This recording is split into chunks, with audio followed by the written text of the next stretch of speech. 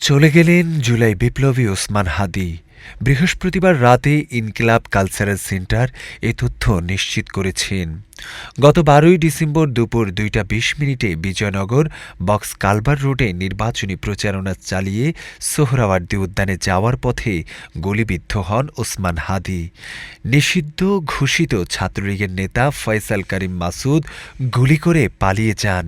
আইনশৃঙ্খলা বাহিনীর সদস্যরা জানান, ওই রাতেই অর্থাৎ হাদিকে গুলি করার ১২ ঘণ্টার মধ্যেই ময়মনসিংহের ধোবাউড়া সীমান্ত দিয়ে ভারতে প্রবেশ করেন তিনি। এ সময় তার সঙ্গে মোটরসাইকেল চালক আলমগীর শেখও ছিলেন। তদন্ত সংশ্লিষ্ট সূত্রে জানা যায়, ফয়সাল ও আলমগীর দুজনই এখন মহারাষ্ট্র অবস্থান করছেন। তারা এখন বাংলাদেশের সিমও ব্যবহার করছেন না, ভারতের সিম ব্যবহার করে মোবাইল ফোন চালাচ্ছেন তারা।